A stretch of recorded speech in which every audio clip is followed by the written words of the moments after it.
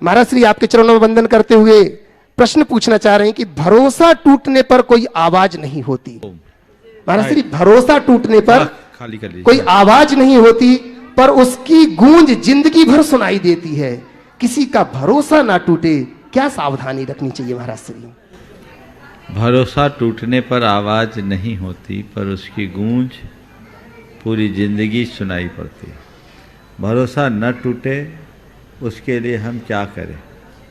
देखिए, भरोसा न टूटने के लिए व्यक्ति को सबसे बड़ी ज़रूरत है निष्ठावान होने की, स्वयं के प्रति और औरों के प्रति ईमानदार बनने की।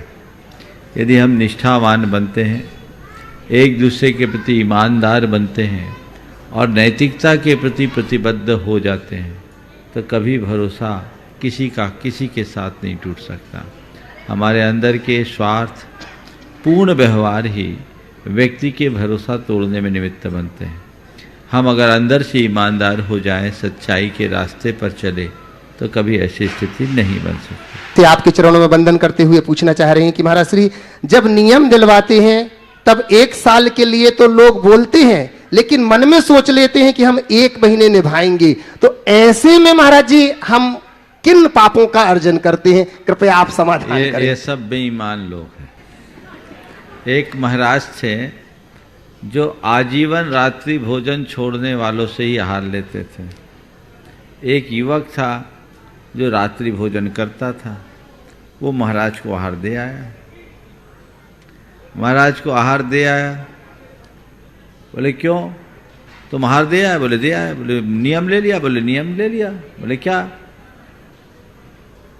बोला महाराज जी ने आजीवन रात्रि भोजन छोड़ा था, तुमने छोड़ दिया? बोले नहीं, हमने बोला मन शुद्धि, वचन शुद्धि, काय शुद्धि, आहार जल शुद्ध है। महाराज जी सब त्यागे हैं। क्या त्यागे हैं? महाराज जी सब त्यागे हैं। अब बोलो, ऐसे झूठ बोलने वाले लोगों को क्या कहेंगे? मैं आप सबसे ये कहना चाहूँगा, कोई भी नियम लो, निष्ठापूर्वक लो और दृढ़तापूर्वक निभाओ। जबरदस्ती नियम मत लो, और नियम लेने के बाद कोई गली निकालने की कोशिश मत करो। यदि नियमों को लेने के बाद आप गली निकालेंगे तो उसके परिणाम अच्छे नहीं आएंगे। आपके चरणों में वंदन करते हुए पूछना चाह रहे हैं कि हमने अक्सर आपसे सुना है कि अगर कोई आपसे बैर द्वेष रखे या अच्छा बर्ताव ना करे तो उससे सुरक्षित दूरी बनाए रखें। लेकिन महाराज, अगर यह बात पति पत्नी के बीच में हो तो ऐसा क्या करें जिससे कि वह दुखी होने से बच सके? एक दूसरे को कर्म निद्रा का निमित्त मान लो। आज सवेरे का प्रवचन सुन लो, रास्ता निकल जाएगा। महाराज श्री आपके चरणों में वंदन करते हुए पूछना चाह रहे हैं कि महाराज श्री हम बहुत दिन से विचार कर रहे हैं कि सम्मेद शिखर आपके चरणों में दर्शन करने के लिए आए, पर ऐसा कौन सा कर्म है कि हम आपके चरणों में पहुंच नहीं पा रहे? महाराज जी ऐसा आशीर्वाद दें कि हम शीघ्र आपके चरणों में पहुंच पाए। अभी तो आके गई हो, इनका सवाल तो नहीं दिख रहा है, और कोई का सवाल है? उन्होंने अभी पूरा विधान करके गई हैं, अभी पूरा अष्टादशी यहीं रही। अब वो तो ऐसे भी बहुत समय निकालती हैं और निकालते रहते हैं। लेकिन हाँ, जिन लोगों के मन में सम्मेद शिखर आने की भावना होती है और नहीं आ पाते, वो उनका अंतराय है। कई लोग तो ऐसे भी होते हैं जो यहाँ आकर के भी वंदना नहीं कर पाते। और आज मेरे पास एक ऐसा परिवार आया जिन्होंने कहा, यहाँ उपस्थित भी है, पूरे पर्वत की वंदना की। सबसे पहले तो उनकी हिम्मत की दाद देनी होगी। 6 बजे पहुँचे, 7 बजे दिन में चलना शुरू किए, पूरी वंदना कर ली पैदल, पर संयोग पारसनाथ टोंक में पहुँचे तब तक पट बंद हो चुका था। एक बार दिखा दो भैया, सामने बैठे, खड़े हो जाओ, बोलो खड़े हो जाओ। पट बंद, बाहर से मत्था टेक कर आए और पहली बार सम्मेद शिखर आए। ये संयोग तो कठिन है, वंदना बहुत दुर्लभ है। फिर भी मैं तो मानता हूँ इन लोगों ने वंदना कर ली, यानी इनका लाभ तो इनको मिल ही गया। भले हम चरण तक नहीं पहुँचे, पर भगवान के दरबार में अपनी हाजिरी लग गई है, ऐसा समझना चाहिए। तो कहने का तात्पर्य केवल इतना है कि ये सब संयोग बनते हैं और इसे अंतराय समझना चाहिए। और अंतराय टालने का एक ही उपाय है, जो वंदना कर रहे हैं जी भर कर उनकी अनुमोदना करें। मेरा और मेरे परिवार की तरफ से बारंबार नमोस्तु नमोस्तु नमोस्तु। महाराज जी, पार्श्वनाथ भगवान की प्रतिमा में फन होते हैं, कुछ प्रतिमाओं में फन भी नहीं होते हैं, कुछ में 5 फन, 9 फन, 108 फन, 1008 फन होते हैं। तो क्या जिस प्रतिमा में सब ज्यादा फन होते हैं तो उसका अतिशय ज्यादा होता है क्या? देखिए, भगवान का अतिशय फन से नहीं है, भगवान का अतिशय तो उनके गुणों से है। ये सच है कि जब केवल ज्ञान हो जाता है तो कोई उपसर्ग नहीं होता। ये जो फण है ये तो धर्मेंद्र के द्वारा भगवान के उपसर्ग के निवारणार्थ फैलाया गया फण है।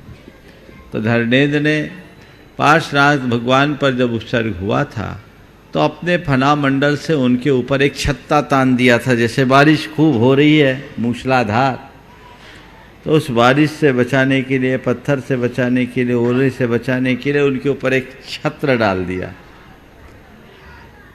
केवल ज्ञान होने के पहले ये सब हट जाता है। केवल ज्ञान के बाद को उपसर्ग नहीं होता, उपसर्ग में केवल ज्ञान नहीं होता। उपसर्ग के पहले ही केवल ज्ञान के पहले ही उपसर्ग था।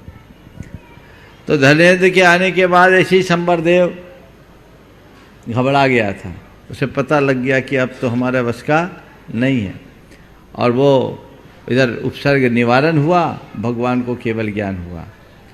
तो यथार्थ अरहंत अवस्था में इस तरह का कोई फनामंडल नहीं होता, लेकिन भगवान के ऊपर फनामंडल इसलिए बनाया जाता है ताकि सबको पता लगे कि पार्श्वनाथ भगवान ने कितने बड़े उपसर्ग को सहकर केवल ज्ञान प्राप्त किया। समझ गया? ये उपसर्ग अवस्था का 5 का भी है, 7 का भी है, 9 का भी है, और अब 1000 के भी हैं। आजकल 108 भी बनने लगे। ये मूर्तिकार के शिल्प की अलग अलग परिकल्पना है, इसका अतिशयों से कोई संबंध नहीं। महाराज श्री नमोस्तु नमोस्तु नमोस्तु।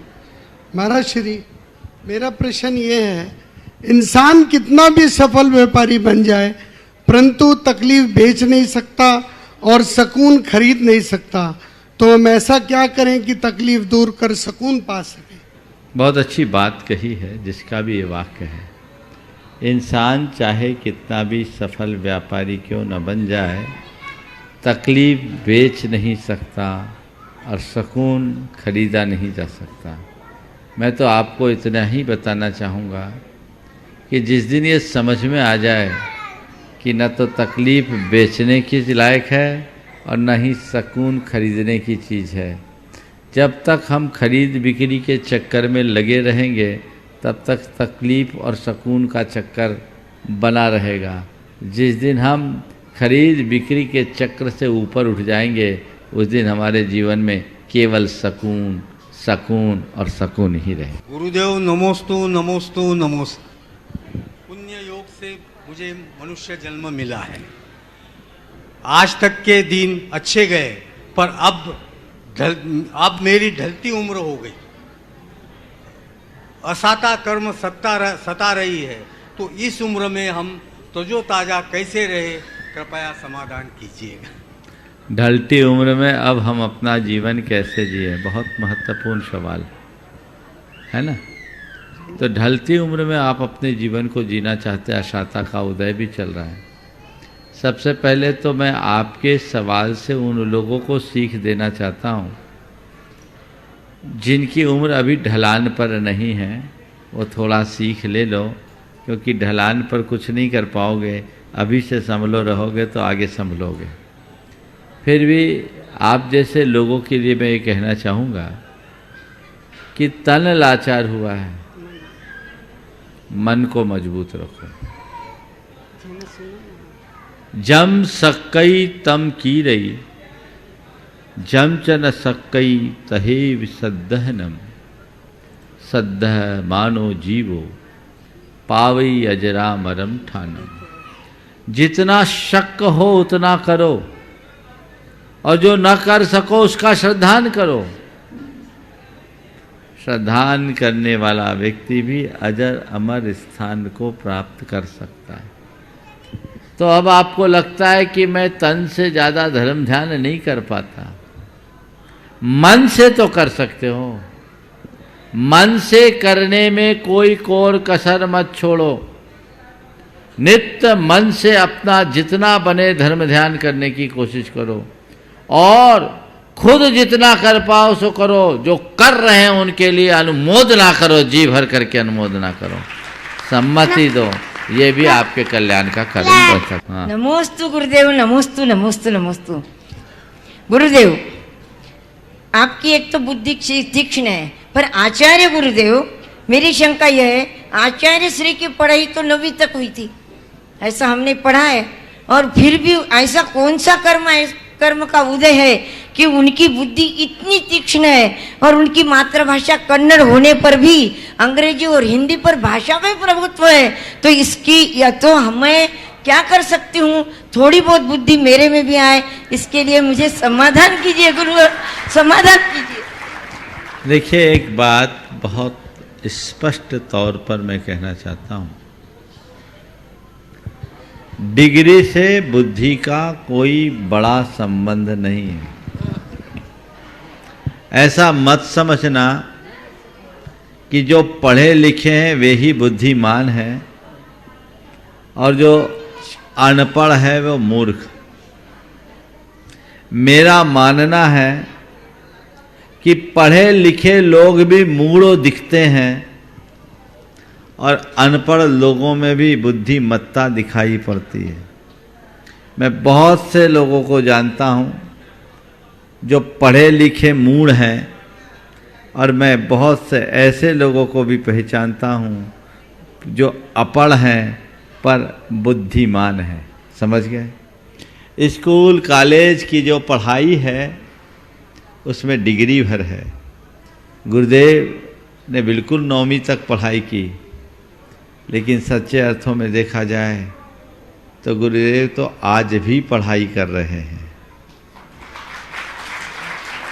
मैंने मैट्रिक की, मैं ज़्यादा नहीं पढ़ा, आप लोगों की भाषा में मैं पढ़ा लिखा नहीं हूँ, पर मैं आज भी एक विद्यार्थी ही हूँ, आज भी पढ़ता हूँ। और न केवल किताबें पढ़ता हूँ अपितु अब लोगों को भी पढ़ता हूँ। ये कला आपके पास होनी चाहिए। किसी विचारक ने बहुत अच्छी बात कही, every man is a volume if you know how to read it. हर मनुष्य अपने आप में एक ग्रंथ है यदि तुम उसे पढ़ना जान लो। समझ गए? तो व्यक्ति के पास क्षमता होनी चाहिए, लगन होनी चाहिए, ज्ञान तो अपने आप होता है। और एक अनुभव की बात मैं आप सबसे कहूंगा, पढ़ाई करके जो ज्ञान हम पाते हैं उससे कहीं ज्यादा हम अनुभव से पाते हैं। पढ़ा हुआ ज्ञान भूल सकता है, अनुभव का ज्ञान कभी विनष्ट नहीं होता। इसलिए आप गुरुदेव की बात कर रहे, गुरुदेव के पास ज्ञान है, वो पढ़कर नहीं, वो उनके अनुभव से, जो उनकी साधना का अनुभव है। तो एक योगी होता है वो बड़ा अनुभवी भी होता है और उसके अनुभव का पुट उसके हर शब्द में दिखाई पड़ता है। तो गुरुदेव ने भले पढ़ाई नहीं की, लेकिन आज उनकी किताबें दुनिया के कई विश्वविद्यालयों में पढ़ाई जाती। उन पर लोग पीएचडी कर रखे, कई लोगों पर पीएचडी कर रखे। तो इन सब चीज़ों का कोई संबंध नहीं। कि वक्त बोल रहा था डिग्री चाहिए, डिग्री चाहिए, डिग्री चाहिए। मैंने कहा क्या डिग्री कहते हो? डिग्री वाले आगे पीछे घूमते हैं और जिनके पास कोई डिग्री नहीं है उनकी किताबें यूनिवर्सिटीज में चलती। उसी समय मेरे पास एक विद्वान आए थे, बोले महाराज जी आपकी पुस्तक को हमने अपनी यूनिवर्सिटी में रख लिया। अभी कई विश्वविद्यालयों में जैन तत्व विद्या है, जैन धर्म और दर्शन ये चल रही है। तो ऐसा नहीं है कि आप स्कूल कॉलेज या एजुकेशनल इंस्टीट्यूशन में पढ़ोगे तभी आपके पास ज्ञान होगा। ज्ञान केवल वह प्राप्त करता है जो सतत अभ्यास ही होता है। अगर आपका अभ्यास बना रहे तो आपका ज्ञान दिनों दिन निखरेगा।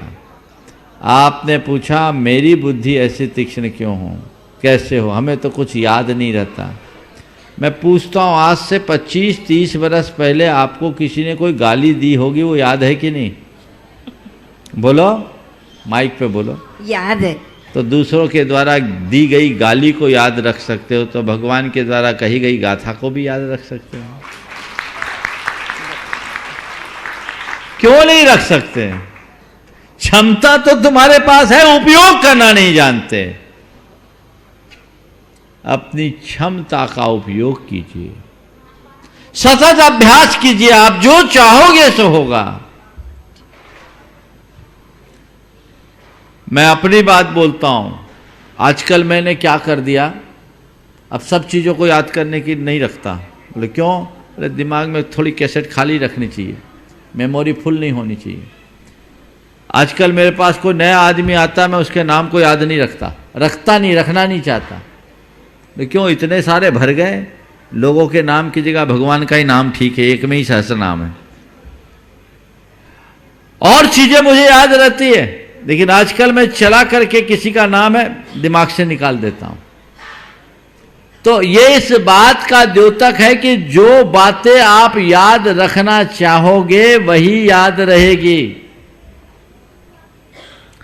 और जिसके प्रति मनुष्य की अभिरुचि होती है वो उसे ही याद कर पाता है।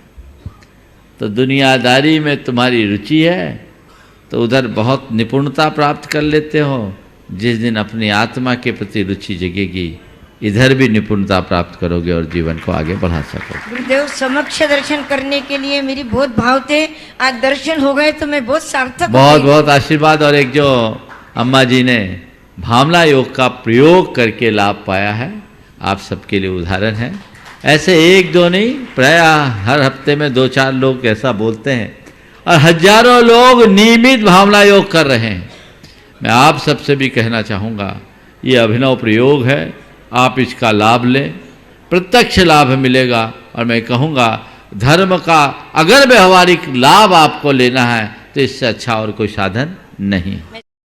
सोनल जैन के साथ भी जुड़ी हुई हूँ। बहुत सुंदर। महाराज श्री के चरणों में बारंबार नमोस्तु नमोस्तु नमोस्तु। महाराज श्री, जैसा कि अभी सुभाष जी ने बोला था कि आज 1 वर्ष हो गए हैं उस एक पाठशाला को, तो सिंगापुर में महाराज जी बताना चाहता हूँ मैं कि अचिंत्य जी जो प्रामाणिक समूह से जुड़े हुए हैं, उनकी धर्मपत्नी हनी जी हैं। सिंगापुर जैसी जगह में महाराज जी लगभग 60 बच्चों को वो अपना पाठशाला पढ़ाती हैं महाराज जी।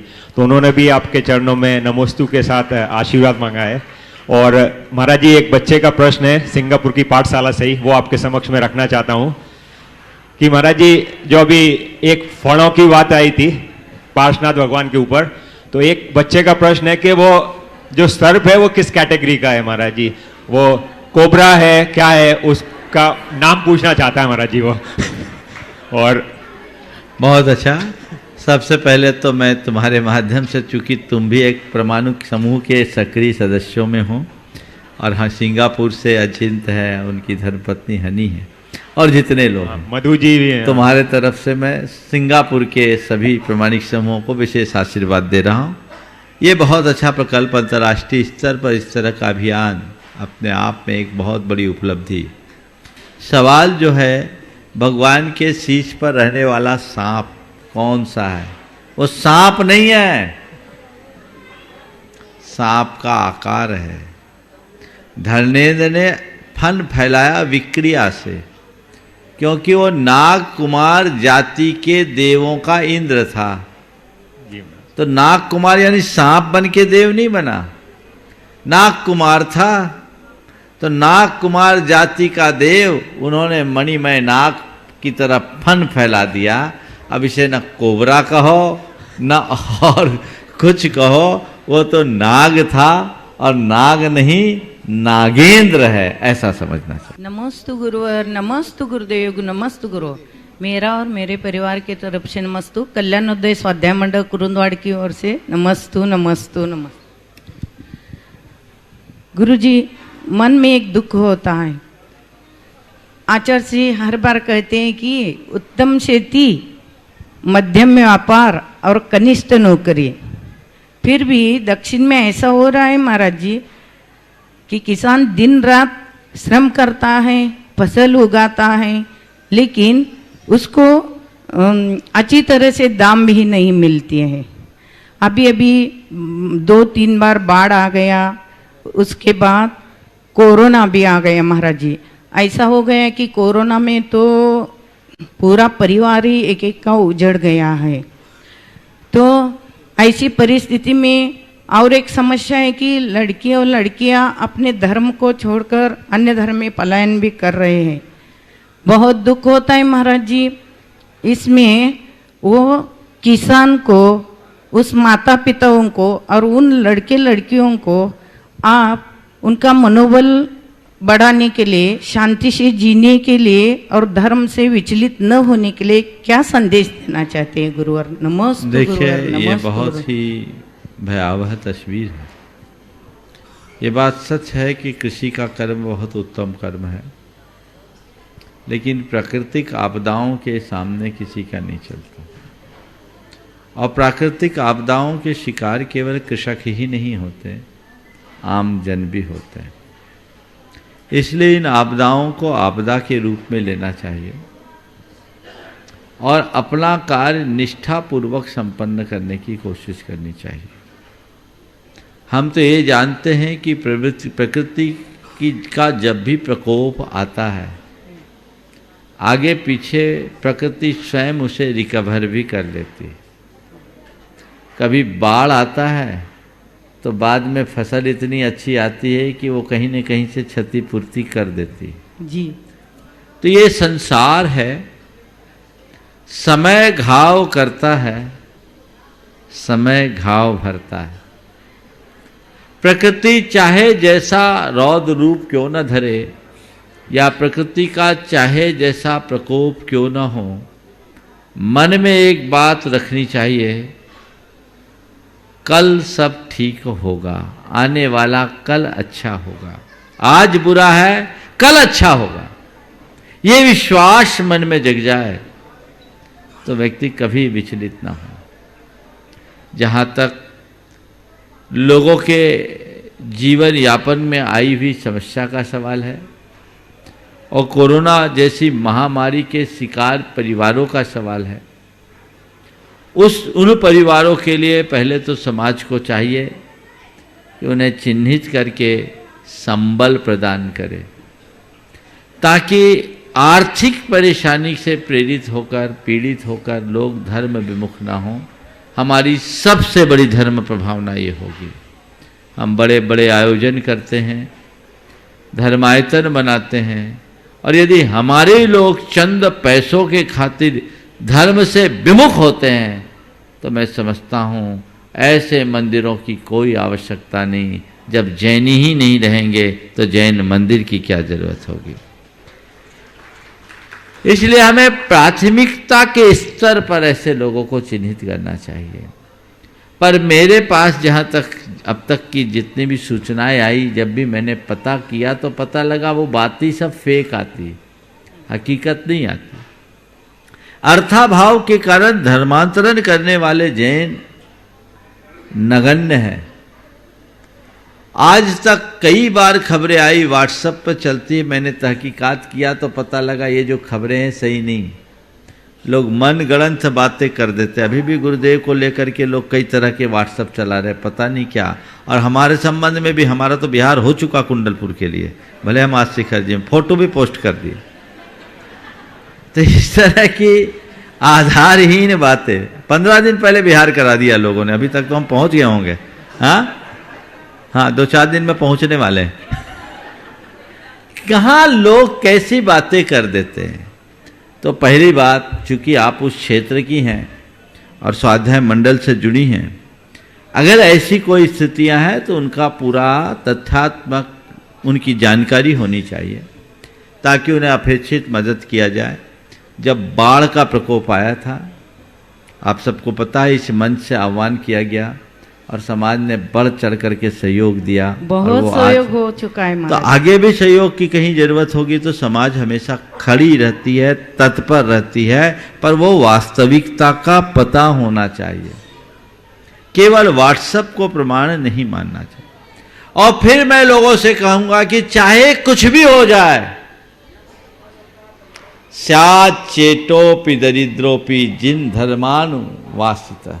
हम तो रोज कहते हैं भगवान धर्म से विमुख होकर के मां स्यात् मां भूत चक्रवर्त्यपि, कि मुझे चक्रवर्ती का पद भी नहीं चाहिए, मैं दरिद्री हो जाऊं, दीन हो जाऊं, तैयार हूं, पर जिन धर्मानुयायी मुझे होना है।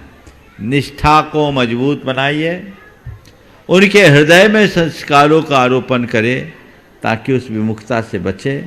और जहाँ तक खेती की बात है, खेती में अगर लोगों को उचित लाभ नहीं मिलता तो अब पारंपरिक तरीके से अगर खेती करना लोग शुरू करते हैं तो ये प्रयोग सिद्ध है, बहुत लाभप्रद भी है और लोगों को बहुत अच्छे परिणाम दे रहे हैं। हमें इस तरफ ध्यान देना चाहिए। नमोस्तु नमोस्तु नमोस्तु भगवान। मेरे और मेरे परिवार का त्रिकाल नमोस्तु। इंदौर के सांसद श्री शंकर जी लालवानी ने भी आपको नमोस्तु नमोस्तु कहा है गुरुदेव, और इंदौर की पूरी दिगंबर जैन समाज की ओर से भी आपके चरणों में बारंबार नमोस्तु। अध्यक्ष राजकुमार जी पाटोदिनी जो निर्विरोध अध्यक्ष हुए हैं, उन्होंने भी आपको चरणों में नमोस्तु कहा है गुरुदेव। मेरा प्रश्न छोटा सा है गुरुदेव। लोग कहते हैं शांति की इच्छा करो, तो महाराज श्री हम इच्छा को कैसे शांत करें, कृपया समाधान करने की बहुत सुंदर सा। शांति की इच्छा करो ऐसा सब कहते हैं, हम इच्छा को कैसे शांत करें? बहुत अच्छा सवाल है। इच्छा को शांत करने के लिए कुछ नहीं करना, अपनी अब तक की इच्छाओं का विश्लेषण करके देखो, इच्छाएं अपने आप शांत हो जाएगी। उसके परिणाम पर विचार करोगे तो इच्छाएं शांत होगी। मेरी अब तक की इच्छा और उसके परिणाम क्या हुए, यदि हम उन पर विचार करने लगेंगे, उन पर एक बार पुनर्दृष्टि रखेंगे तो हमारी इच्छा शांत होगी। हमारे साथ सबसे बड़ी विडंबना ये है कि हम अतीत के अनुभवों का लाभ नहीं लेते। हम आप सबका यही अनुभव है कि इच्छाओं ने हमें हमेशा दौड़ाया है, तो उस दौड़ से बचने का एक ही उपाय है कि भाई ये ऐसी दौड़ है जिसकी कोई मंजिल नहीं, तो उस दौड़ में हम दौड़े क्यों? पर लगता है अब तक नहीं हुआ, एक बार और, एक बार और, एक बार और। यही जब हमारे अनुभव पर आसक्ति हावी हो जाती है, इच्छाएं बलवती हो जाती है, जिस दिन आसक्ति पर हमारा अनुभव हावी होगा, इच्छाएं शांत होगी। नमोस्तु महाराज जी। महाराज जी, मेरा प्रश्न ये है कि अभी दिल्ली हाई कोर्ट ने एक फैसला सुनाया है जिसमें उन्होंने कहा है कि जो बड़ी बड़ी कंपनियां हैं वो अपने पैक प्रोडक्ट्स जैसे चिप्स आदि में जानवरों का प्रयोग करते हैं, फिर भी उन्हें ग्रीन साइन लगाकर बेचते हैं। तो ऐसे में मेरे जैसे बच्चे जो उन्हें ग्रीन साइन देखकर उन्हें वैध समझकर उनका प्रयोग करते हैं, हमें क्या करना चाहिए? क्या दिल्ली हाई कोर्ट ने उसे वैध माना है? हाँ, उसमें उन्होंने कंपनियों से मंगाया था एफिडेविट, तो उन्होंने बताया कि हम इसमें जानवरों का प्रोडक्ट मिलाते हैं, उनके चर्बियों का प्रयोग करते हैं चिप्स आदि में, और फिर भी ग्रीन साइन लगाते हैं। तो इस पर तो बैन होना चाहिए। टेक्निकल कुछ उसके रीजंस दे करके, टेक्निकल नाम दे के E101 ऐसे नाम दे करके वो उसको अभी डिसीजन आया है हमारा जी। चलो मैं उसके फैसले को एक बार देखूंगा, समझूंगा, और यदि ऐसा है तो ये शाकाहारी लोगों की आस्था से एक बहुत बड़ा खिलवाड़ है। फिर तो सिंबल देने का कोई औचित्य ही नहीं। हम लोगों को इस पर बहुत मिलकर के प्रयत्न करना चाहिए और भारत सरकार से इस विषय में पूरी तरह से बातचीत करना चाहिए, लोगों को अपनी भावना पहुंचानी चाहिए। मुझे विश्वास है कि वर्तमान सरकार एक संवेदनशील सरकार है और उस पर ध्यान देगी। हम जब तक इसके पूरे फैसले को ठीक तरीके से नहीं समझे, अपनी तरफ से कोई राय देना उचित नहीं है। नमोस्तु गुरुवर, नमोस्तु गुरुवर। ढोलिया परिवार के ओर से बारंबार नमोस्तु नमोस्तु। महाराज जी, मेरा प्रश्न कल के आपके प्रवचन से है। आपने कहा था घटना से प्रभावित नहीं होना चाहिए, परंतु अपने परिवार में अगर दुखद घटना हो जाए और वो अपने बच्चों के साथ में रहे तो आदमी प्रभावित हुए बिना रह ही नहीं सकता। तो हम अपने मन को कैसे समझाएं उन चीज़ों के लिए? देखिए, प्रभावित हुए बिना नहीं रह सकता ये कहना ठीक नहीं। लोग प्रभावित हो जाते हैं, ये बात अलग है। जो तत्वज्ञ है वो ऐसी विषमतम घटनाओं से भी अप्रभावित रह सकता है। मेरे संपर्क में ऐसे अनेक लोग हैं जिनके जीवन में विपत्तियां आई, वियोग हुआ, बीमारियां हुई या अन्य प्रकार की विसंगति आई, वे उससे प्रभावित नहीं हुए। जो अपने जीवन के प्रति सकारात्मक होते हैं, जिनका जीवन जज्बाती होता है, वे कभी ऐसा नहीं करते। कल ही मैंने बताया था एक 25 साल का बेटा खो गया, पर वो अपने आप को संभाले रहे। मेरे संपर्क में ऐसे ऐसे लोग हैं जिनको करोड़ों का नुकसान हुआ, पर वो भी उससे विचलित नहीं हुए। वो नुकसान को नुकसान मानने की जगह नसीहत मान करके स्वीकार लिए। ऐसे लोग हैं जिनके घर में कोई ना कोई बीमारी या खुद के लिए बहुत सारी बीमारी, वो बीमारी से विचलित होने की जगह उस बीमारी को अपने कर्म काटने का निमित्त मान रहे हैं। बहुत से ऐसे लोग भी मेरे संपर्क में हैं जिनके परिवार में आपस में कोई तालमेल नहीं, सामंजस्य नहीं, कोई संगति नहीं, सबकी विचारधारा आपस में विरुद्ध है, और फिर भी उसमें भी व्यक्ति अपना तालमेल बनाकर जी रहा है, कर्म का उदय मान रहा है। ठीक है, जो है सहज स्वीकार करो। यदि ये दृष्टि आ जाए तभी हम अपने आप को संभालेंगे। घटनाओं की धार में बहो मत, तटस्थ रहो। ये हमारा पुरुषार्थ है, उसे हमें जगाना चाहिए। जब हम उस पुरुषार्थ को जगाने में समर्थ होंगे तो निश्चित वह सब कुछ हमारे जीवन में घटित हो सकेगा। नमोस्तु महाराज श्री। महाराज श्री, जीवन का सत्य समय पर समझ में क्यों नहीं आता? जीवन का सत्य समय पर समझ में क्यों नहीं आता? बहुत अच्छा सवाल है। जीवन का सत्य समय पर समझ में क्यों नहीं आता? अगर समय पर सत्य समझ में आ जाए ना, तो राम नाम सत्य कहने की जरूरत ही ना पड़े।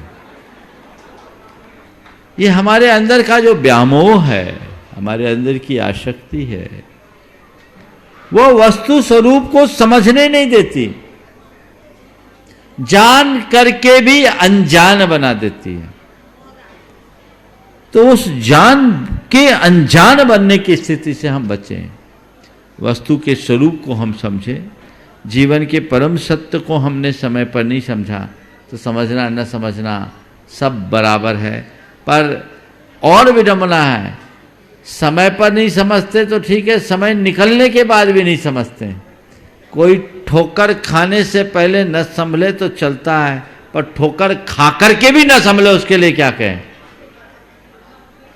मैं तो एक ही बात कहता हूं, जिन्होंने जीवन के सत्य को समय पर नहीं समझा उनका हाल देख लो और अपने आप को संभाल लो, सब कुछ ठीक होगा। महाराज श्री के चरणों में कोटि कोटि नमन। मैं दिल्ली से एक अध्यापिका के पद पर हूँ। मैं क्या करूँ कि मेरे जो स्कूल के विद्यालय के बच्चे हैं वो धर्म पर भावना से, नैतिकता से ओतप्रोत हो सकें, जो आने वाला भविष्य है वो उज्जवल ही उज्जवल मिले। आपने पूछा है स्कूल के बच्चे नैतिकता और धर्म प्रभावना से ओतप्रोत कैसे हों। मैं तो कहूँगा इस संदर्भ में सबसे बड़ी जवाबदेही आप जैसे अध्यापकों की है। जय गुरुदेव। अगर अध्यापक चरित्रवान हो, कर्तव्यनिष्ठ हो, तो बच्चों पर उनका प्रभाव बहुत गहरा होता है। आपने ये अनुभव किया होगा कि बच्चे और किसी की बात बाद में मानते हैं, पहले अपने टीचर की बात मानते हैं। बिल्कुल गुरुदेव। तो जो टीचर है वो केवल किताबी ज्ञान न दे, किताबी ज्ञान के साथ उनको कुछ संस्कार भी दे। मेरे एक शिक्षक थे, वो बहुत ही संस्कार युक्त शिक्षा देते थे। एक दिन उनसे पूछा कि 3 और 2 5 ही क्यों होते हैं? उत्तर तो यही होगा कि 3 और 2 5 होते हैं, इसलिए 5 होते हैं। आपसे अगर सवाल करूंगा तो आप भी शायद यही उत्तर देंगे कि 3 और 2 5 होते हैं, इसलिए 5 होते हैं। उन्होंने जो जवाब दिया वो गजब का था। उन्होंने कहा किसी से लेते समय 6 न ले लो और किसी को देते समय 4 न दे दो, इसलिए 3 और 2 5 होते। जय गुरुदेव। किसी से लेते समय 6 न लो और देते समय 4 न लो, इसलिए 3 और 2 5 होते हैं और 4 और 6 4 या 6 नहीं होते। तो ये है बच्चों को ज्ञान देने का तरीका। आज विडंबना ये है कि हमारे अध्यापक गण भी खुद गड़बड़ाए हुए हैं। सहमत हूँ महाराज श्री आपसे। और अब शिक्षक नहीं बचे, अब सब कुछ प्रोफेशनल हो गया। यद्यपि अध्यापन एक पेशे के रूप में पुराने समय में भी रहा और ये गुरुतर दायित्व भी है, लेकिन सब चीज़ों में केवल पैसा ही जब प्रमुख हो जाएगा तो बाकी बातें गौण हो जाएगी। अध्यापक भी जिम्मेदार है, पाठ्यक्रम भी जिम्मेदार है, विद्यालयों का वातावरण भी जिम्मेदार है और अभिभावक सबसे ज़्यादा जिम्मेदार। यशपाल जैन ने एक कहानी लिखी। बच्चा स्कूल गया, पहले दिन पढ़ाया गया, सब जीवों पर दया करो। घर आया, देखता है उसका बड़ा भाई एक अपाहिज भिखारी को डंडे से पीटते हुए घर से बाहर निकाल रहा है। दूसरे दिन स्कूल में पढ़ाया गया, सब जीवों से प्रेम करो। घर आया, देखता है किसी मसले पर उसके माता पिता बुरी तरह झगड़ रहे हैं। तीसरे दिन उसे स्कूल में पाठ पढ़ाया गया, सदा सत्य बोलो। घर आया, मकान मालिक किराया वसूलने के लिए आया, पूछा पिताजी कहाँ हैं? वो पिताजी से पूछा, बोला जाओ कह दो पिताजी घर में नहीं है।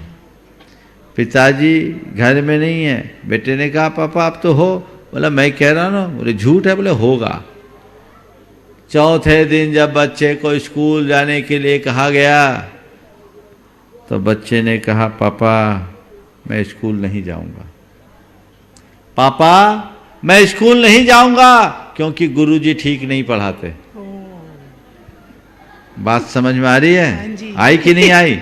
हाँ जी। थोड़ा देर में आई। नहीं आई। आ गई ना?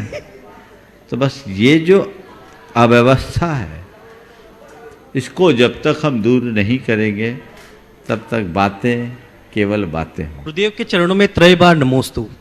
गुरुवर, आजकल के प्रचलन में शहरों में युवा दिन में मंदिर जाते हैं, धार्मिक क्रिया पूजा पाठ वगैरह करते हैं, किंतु रात के वक्त घूमना फिरना पार्टी करना तथा नाइट लाइफ एंजॉय करते हैं, जिसे so called balanced life term दिया जाता है। तो गुरुदेव बैलेंस्ड लाइफ का यह परिभाषा और वर्णन कहाँ तक उचित है? कृपया समाधान कर मार्ग प्रशस्त करें। मैं तो कहूँगा जिनका बैलेंस बिगड़ा वो ऐसे लाइफ को बैलेंस लाइफ कहते हैं। हम दिन भर जो करें रात में उससे उल्टा करें, ये तो पागलों की पहचान। बैलेंस लाइफ का अर्थ ये नहीं है कि हम मर्यादाओं का उल्लंघन करें। बैलेंस लाइफ का अर्थ ये नहीं है कि हम अनैतिक कर्म करें। बैलेंस लाइफ का सीधा अर्थ ये है कि हम कोई भी काम करें तो इस तरीके से करें कि हमारे जीवन में संतुलन हो, आंतरिक अनुशासन हो। अपने इमोशंस पर, अपने हैबिट्स पर जिसका अंकुश है, समझना उसका जीवन ही बैलेंस्ड है, बाकी सब के सब डिसबैलेंस। नमोस्तु महाराज श्री, नमोस्तु महाराज श्री, नमोस्तु महाराज श्री। महाराज श्री छपारा वालों की तरफ से नमोस्तु और मेरे साथ परिवार की तरफ से नमोस्तु। महाराज श्री, जिसके पास पैसा होता है उसकी कोई इज्जत नहीं करता, और जिसके पास पैसा होता है वह किसी की इज्जत नहीं करता। तो क्या पैसा ही लोगों का स्वभाव निश्चित करता है क्या? वाह! जिसके पास पैसा होता है वो किसी की इज्जत नहीं करता, और जिसके पास पैसा होता है, जिसके पास पैसा नहीं होता उसकी कोई इज्जत नहीं करता, और जिसके पास पैसा होता है वो किसी की इज्जत नहीं करता। तो क्या पैसा ही स्वभाव लोगों का स्वभाव निश्चित करता है क्या? वर्तमान में पैसा ही लोगों के स्वभाव का निर्धारक बन गया है, जबकि ऐसा नहीं है। पर मैं आपको एक अपवाद पूछता हूँ, मेरे पास कोई पैसा दिखता है? महाराज आपकी तो यश कीर्ति पूंजी तो चारों तरफ है, जरूरी फिर नहीं आप कि ये आपके क्या- गुणों के द्वारा ही तो मेरे पास पैसा नहीं, मेरी इज्जत क्यों है? आप- और मेरे पास, जिनके पास पैसा नहीं है, उनको इज्जत मिलती कि नहीं मिलती, ये बताओ, बजाओ जोर से। मिलती। बस इसे से समझ लो, जो धन वैभव को प्रमुखता देता है उनके लिए आपकी बातें लागू होती है, जो गुण वैभव को प्रमुखता देता है उनके लिए मेरी बातें लागू है। नमोस्तु महाराज श्री, नमोस्तु महाराज श्री, नमोस्तु महाराज श्री। इतने नज़दीक रह के भी यहाँ आना इतना दूभर होता है, व्यक्त नहीं कर सकते महाराज श्री। एक छोटी जिज्ञासा ये थी कि जैसे तीर्थंकर की ध्वनि गर्धन ने सुनी, तो मेरा शीर्षक है बिना बोले, और हम लोग बोल बोल के दिगंबर श्वेतांबर डॉट तक पहुँच गए। तो वो कब तैयार, माँ ठीक है हम नहीं जानते, आप नहीं जानते, कोई तो ऐसा है जो जानता है, वो मानस कब तैयार होगा ताकि आने वाला कल सुगम हो? देखिए, आने वाला कल सुगम हो उसके लिए आज ही हम समझ जाए तो कल भी सुगम हो जाएगा। भगवान ने जो कहा है सब सही कहा है, लेकिन सुनने वाले सही सुने कहाँ? मैंने अभी आपके सवाल का उत्तर दिया, आपने भी सुना, सब सुने, पर सबकी अवधारणा एक सी तो नहीं होगी ना। तो जिसने जैसा सुना और जिस तरह की धारणा बना ली, उसने वैसा अपना जीवन बना लिया। तो बात भगवान की वाणी का नहीं है, बात भगवान की वाणी को सुनने वालों पर है। तो जिनने जैसा सुना सो सुना, ये सब चीज़ें स्वाभाविक है। हम तो कह रहे हैं भगवान की वाणी परंपरा से हम सबके बीच आई। एक ही वाक्य को अगर हमने आप सबके बीच कहा, दूर मत जाइए, उसी वाक्य को यदि मैं खुद रिपीट करूं तो उसका अर्थ बदल जाएगा। चार आदमी के बीच जाते जाते तो बहुत कुछ परिवर्तन होता है। जितने भी पंथ और परंपराएं हैं सब भगवान की वाणी के नाम पर ही हैं। इसलिए हम क्या करें, पंथ एक नहीं होंगे, पंथ ही एक हो सकते हैं। बस इसी सूत्र को अपना करके चले, रास्ता ठीक हो जाएगा। महाराज श्री, मेरे और मेरी परिवार की तरफ से आपको बारंबार नमोस्तु नमोस्तु नमोस्तु। मेरा ये प्रश्न है कि मैं बहुत छोटी हूँ, बड़ी कैसे बनूं? क्योंकि जब से आपके प्रवचन और संघ का समाधान सुना है, भावना योग करती हूँ, तब से मुझे अपना ज्ञान हुआ है कि मैं भी कुछ हूँ। क्योंकि पहले जब से मेरा जन्म हुआ है तब से तो मुझे यही नहीं पता था कि आत्मा और शरीर भी अलग है। तो मैं यही जानना चाहती हूँ महाराज जी, कैसे बड़ी बनूं, किस तरह अपना कल्याण करूं? छोटी हूँ, बड़ी कैसे बनूं, आपने सवाल किया है। देखिए, बड़ी बनने के लिए कुछ करना नहीं होता, समझ गए?